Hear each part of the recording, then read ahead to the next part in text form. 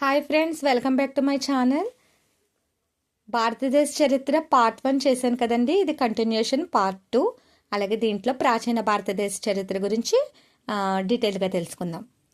క్లాస్లోకి వెళ్ళిపోదామండి. ప్రాచీన భారతదేశ చరిత్ర సుమారు క్రీస్తు పూర్వం 7000 నుండి క్రీస్తు శకం 700 వరకు సింధులోయ నాగరికతతో ప్రారంభమై వేదకాలం, మౌర్య, గుప్త సామ్రాజ్యాల వరకు విస్తరించి భారతీయ సంస్కృతికి బలమైన పునాదులు వేసింది. ఇది పట్టణ ప్రణాళిక, వర్ణ వ్యవస్థ, మతం, కళలు మరియు శాస్త్ర సాంకేతిక పరిజ్ఞానంలో గొప్ప పురోగతిని సాధించిన కాలం. ఇక్కడ ప్రాచీన భారతదేశ చరిత్రలోని ముఖ్యమైన దశలు. సింధులోయ నాగరికత. సింధులోయ నాగరికత క్రీస్తు పూర్వం 2600 నుండి 1900 వరకు. ఇది ప్రపంచంలోనే పురాతన నాగరికతల్లో ఒకటి. హరప్పా, మొహంజొదరో వంటి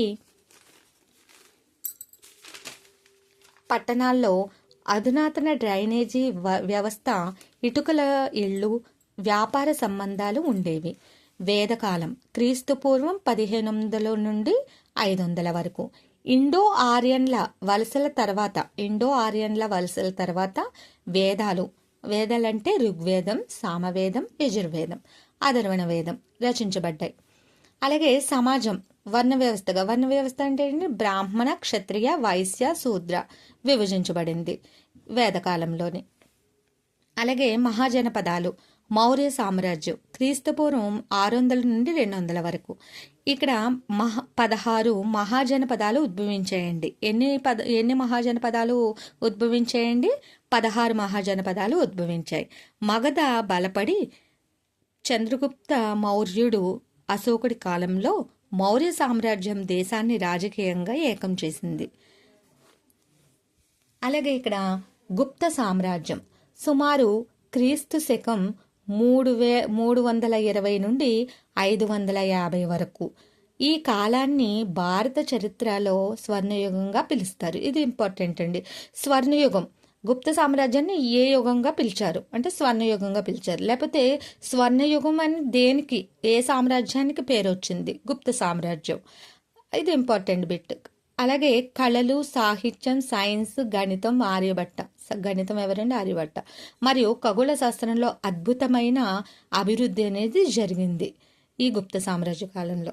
అలాగే ముఖ్యమైన సాంస్కృతిక మరియు సామాజిక అంశాలు ఏంటంటే అవి మతం. హిందూ, బౌద్ధ మరియు జైన మతాలు ఈ కాలంలోనే విస్తరించాయండి. అలాగే వేదాల కాలంలో మతం సంచార జీవన శైలితో కూడి ఉండగా తర్వాతి కాలంలో ఆచార వ్యవహారాలు పెరిగాయి. ఇక్కడ హిందూ, బౌద్ధ మరియు జైన మతాలు కూడా ఈ కాలంలోనే విస్తరించాయండి. అలాగే వేదాల కాలంలో మతం సంచార జీవన శైలితో కూడి ఉండగా తర్వాత కాలంలో ఆచార వ్యవహారాలు కూడా పెరిగాయి. అలాగే ఇక్కడ విద్యా వ్యవస్థ. ఈ విద్యా వ్యవస్థ అనేది ఉపనిషత్తుల కాలంలో గురువుల స్థానం చాలా ఉన్నతంగా ఉండేదండి ఆ కాలంలో విద్యా వ్యవస్థ అనేది. అలాగే గురుకులాల ద్వారా శ్రవణం, మననం, నిధిధ్యాస పద్ధతుల్లో బోధన అనేది జరిగింది. బోధన అనేది ఏ పద్ధతుల్లో జరిగిందండి? శ్రవణం, మననం, నిధి, ధ్యాస పద్ధతుల్లో జరిగింది బోధన అనేది. అలాగే ఇక్కడ కళలు, భాష. ఇక్కడ భాష అనేది సంస్కృత భాషలో ప్రధానంగా ప్రచారంలో ఉండేదండి. ఏ భాష అండి? సంస్కృత భాష. అలాగే మౌర్యుల స్తూపాలు, గుప్తల కాలపు ఆలయ నిర్మాణాలు, అలాగే చిత్రలేఖనం భారతీయ కళలకు ప్రతిరూపాలు. అలాగే ఇక్కడ ప్రాచీన భారతదేశ చరిత్ర దేశ సామాజిక, మత మరియు సాంస్కృతిక పునాదులను ఏర్పాటు చేసింది. ఇక్కడ మనకి ప్రాచీన భారతదేశ చరిత్రలోనే వేదాలు, అలాగే గుప్త సామ్రాజ్యం, మహాజనపదాలు, మౌర్య సామ్రాజ్యం, అలాగే ఇక్కడ మతం, విద్యా వ్యవస్థ, కళలు, భాష అనేది కూడా మనకి ఈ ప్రాచీన భారతదేశ చరిత్రలోనే వచ్చినాయండి. కాబట్టి ఇది ప్రాచీన భారతదేశ చరిత్ర అనేది చాలా ఇంపార్టెంట్ లెసన్ అండి.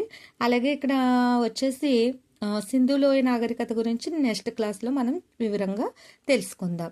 అలాగే నా ఛానల్ని కొత్తగా చూస్తున్న వాళ్ళైతే పార్ట్ 1 చూడండి. అలాగే పార్ట్ 2 కూడా చూడండి.